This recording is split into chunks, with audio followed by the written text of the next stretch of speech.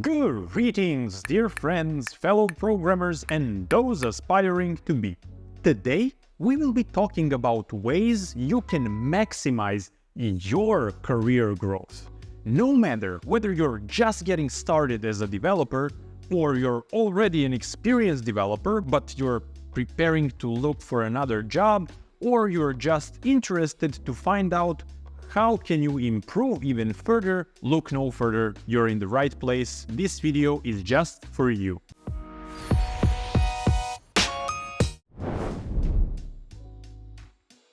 But before I start bombarding you with all the tips and experiences I have collected, I would like to emphasize the fact that these are my personal opinions, and basically they are based on my personal experiences that I've accumulated over years of working as a developer in different companies, areas, in different positions, and things of those sorts.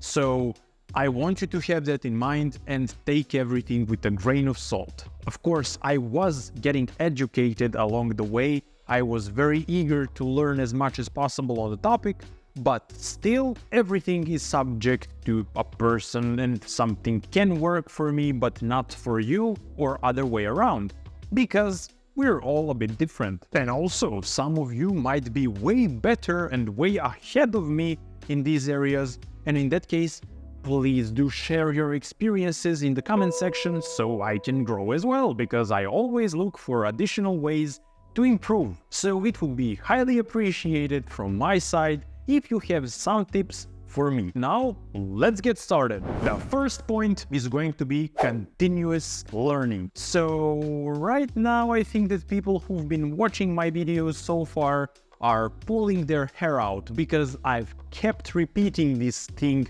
over and over again in my videos. Because no matter what I talk about, I kinda end up mentioning this point, because it's so important. It's not my fault that it's so important, and I have to mention it. And if you want to be great at what you're doing, you have to incorporate it. So, as you probably know already, technology is constantly evolving and improving and growing, and there is always new stuff you need to learn, and if you don't, you will basically be stuck.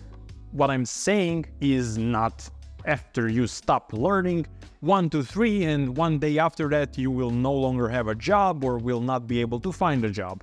This is much more inert process.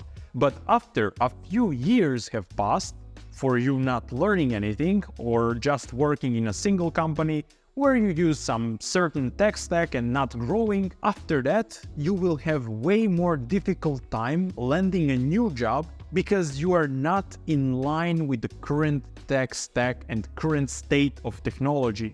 So you want to constantly learn and be aware about new stuff that's coming out in order to be great at what you're doing. And of course, growth in your career is going to follow. I mean, just to give you an example, when I was getting started with my programming career and I just landed my first programmer's job, I was spending basically half of my monthly income on subscriptions, books, and ways to grow in my programming career.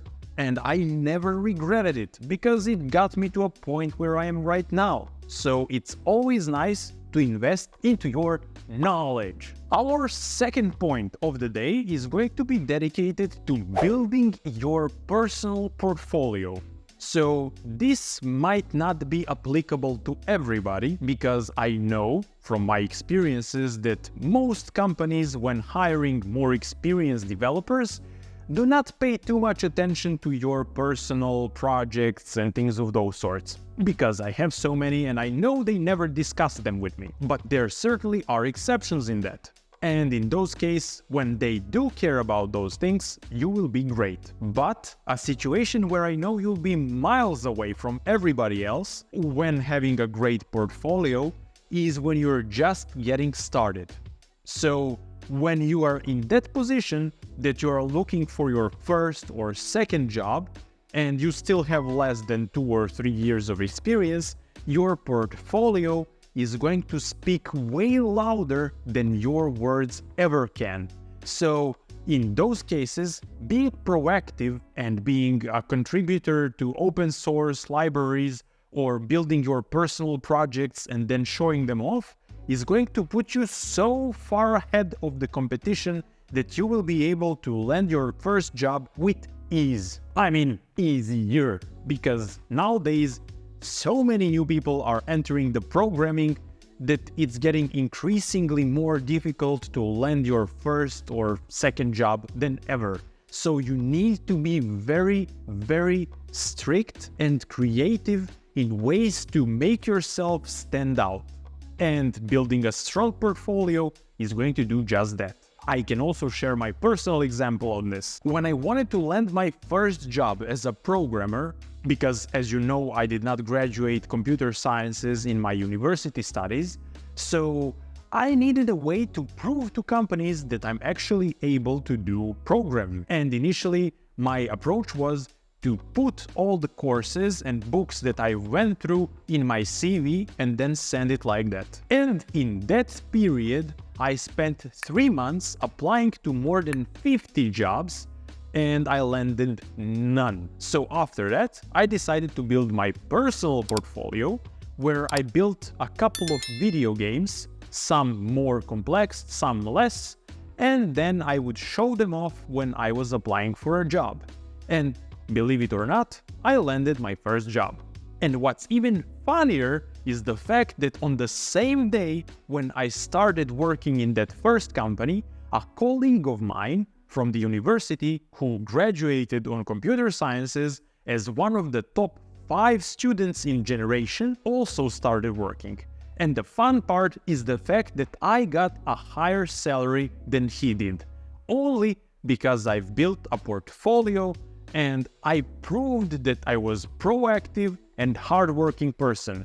So they decided to reward it. Next up is point number 3, which is going to be pick your companies carefully. This part is so important when you're getting started with your programming career that I cannot emphasize it enough. Most people I know, when they're getting started with programming, they focus on getting the most money they possibly can in their job. And in my personal experience, that was solidified over and over again, that is 100% wrong approach.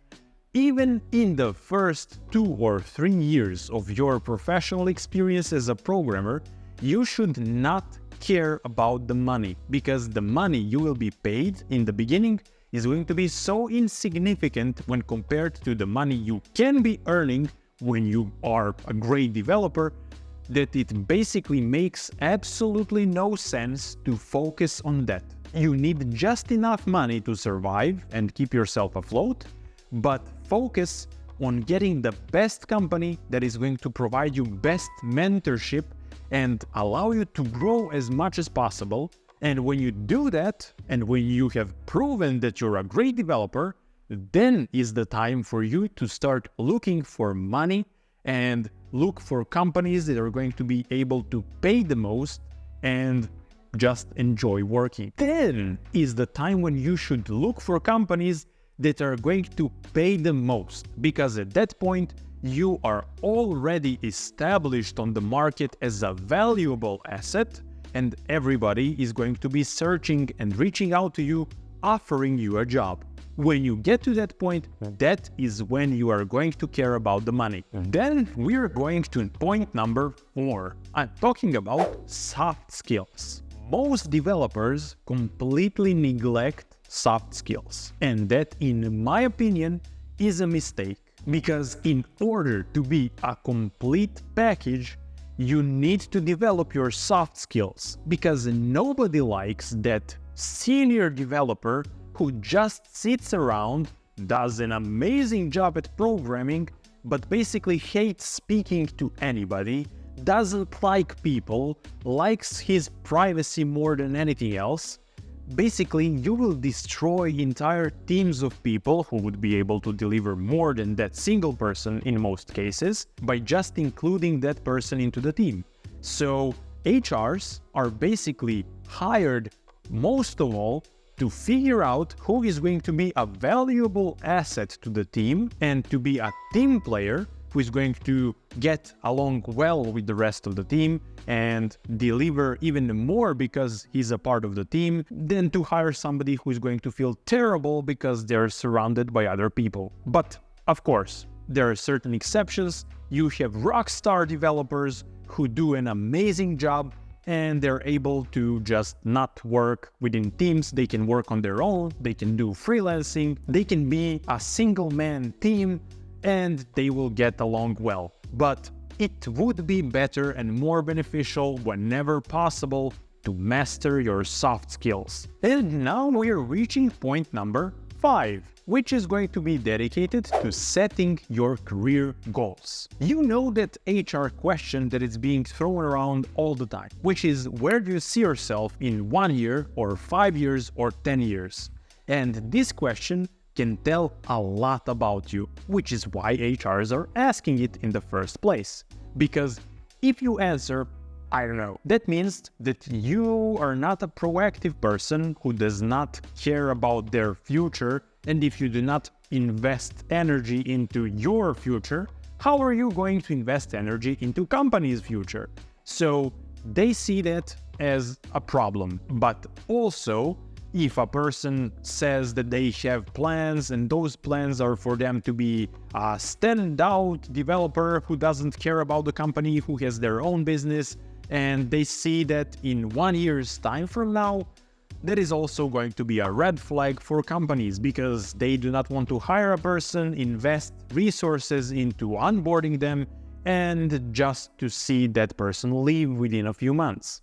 So you need to be aware of that. And also, for your own benefit, you should set goals, because they will allow you to be always on track with what you want to achieve and how to do it. For example, the moment I started repeating every day what are my yearly goals, I saw a tremendous improvement in my life quality in general.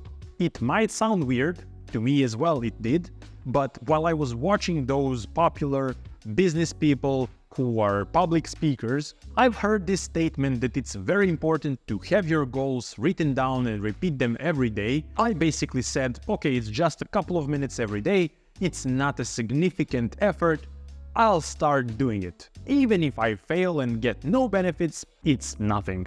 So I started doing it, and I have to say I really found a significant impact of doing this. Your brain kinda idles and thinks about solutions to your problems that are going to take you to reaching your goals. I know this might sound weird, but it is what it is. I'm just sharing my personal experience. Next point is going to be dedicated to staying healthy. Now, this might not be your go-to thing to do if you want to be a great developer and make sure your career growth is maximized, but trust me when I say this, it is. Because first of all, I know so many people who are very young who had to go under a surgery because they were sitting all day long, which is what we developers do all the time, and they had no training which is going to support muscle growth, which is going to hold our bodies in place. And basically they paid a very high price for it. So that is one thing. The second thing, you will have much more difficult time focusing on your work and productivity if you're feeling any kind of pain. So if your back hurts, you cannot focus 100% on your deliveries and the quality of your code, which is not the optimal thing to have. Also, you will experience a tremendous energy boost if you pay attention about your physical health. That is because our mind and body are working together as a team. And if your body is not able to support your mind with enough energy and power to allow it to work all day, every day, it is going to be increasingly more difficult to be focused a lot and deliver as much as you possibly can. So I highly recommend you to include as little workout as you can possibly. For me personally, I do 20 to 30 minutes a day every morning, which is the most amount of effort I can give every day because my highest priority is my work, not my workout. I know people who are completely opposite. Their main focus is on working out and job is okay, but I'm not that person. So if you find yourself in any of these scenarios, you just adjust your working out sessions to your liking, but do not exclude them completely. And for the final point, we have job switching. I know, I saved a controversial topic for the end. I read studies that were doing investigation on the optimal time frame in the IT world to switch your job. And the results were really unexpected. They were that if you want to grow as rapidly as possible, you should switch your job every 2 years. And if you ask me personally, I 100% agree with these findings, because I myself was switching jobs even more frequently than this. My average is about 1.5 years.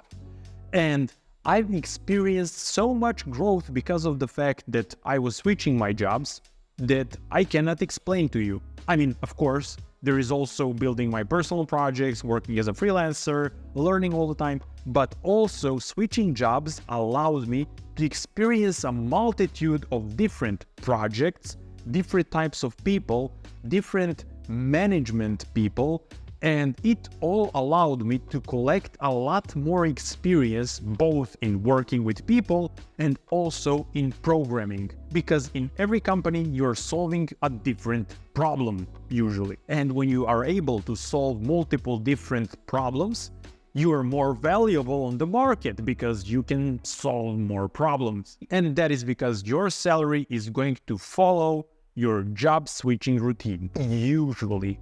In most cases, because companies tend to cheap out on the people who are already there and not increase their salaries as often as they're supposed to, while on the other hand, when they're hiring new people, they know they cannot hire them for less than what is market value, so they have to pay them more. And of course, a disclaimer in the end, this was just my personal experience. If you do not agree with this and you like staying in a single company for extended periods of time, you will be able to grow. Do not get me wrong. If you introduce all of the other points, you will be golden. You will not have any issues. You will certainly be very good at what you do.